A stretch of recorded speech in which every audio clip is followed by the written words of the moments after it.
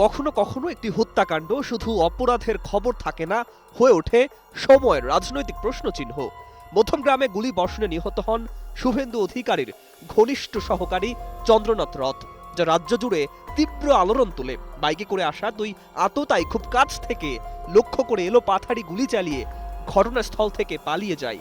তদন্তকারীদের প্রাথমিক অনুমান এটি কোনো আকস্মিক হামলা নয়, বরং পরিকল্পিত টার্গেট কিলিং। এই ঘটনার পর থেকেই শুরু হয়েছে রাজনৈতিক আলোচনা, নিরাপত্তা প্রশ্ন এবং তদন্তের গতি নিয়ে নানা বিতর্ক।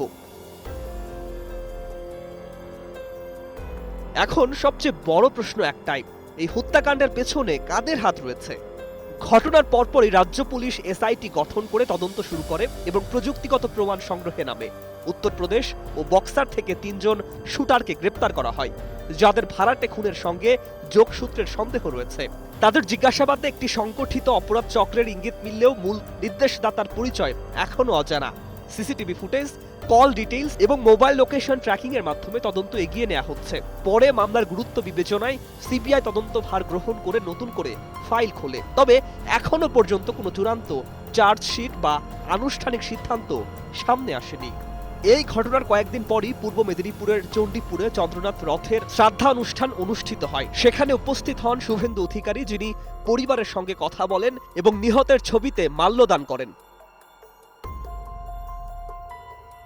চন্দ্রনাথ রথের হত্যাকাণ্ডের পর অতীতের আরও কয়েকটি রহস্যময় মৃত্যু নতুন করে সামনে আসে।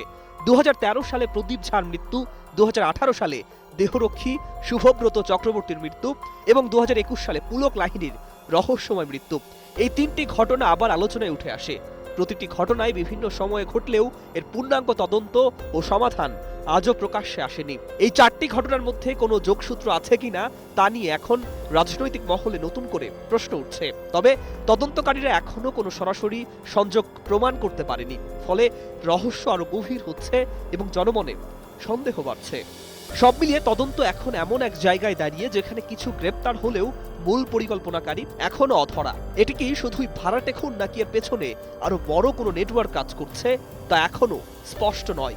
সিবিআই বিভিন্ন দিক খতিয়ে দেখলেও এখনো চূড়ান্ত সিদ্ধান্তে পৌঁছাতে পারেনি। অন্যদিকে পরিবার ন্যায় বিচার এবং পূর্ণ সত্য উদ্ঘাটনের দাবি জানাচ্ছে। রাজনৈতিক মহলেও এই তদন্তের অগ্রগতি নিয়ে কৌতূহল ও চাপা উত্তেজনা রয়েছে। আর পুরো রাজ্য এখন অপেক্ষায় এই রহস্যের জট কবে খুলবে সেই উত্তরেই। News desk, Metro Bangla.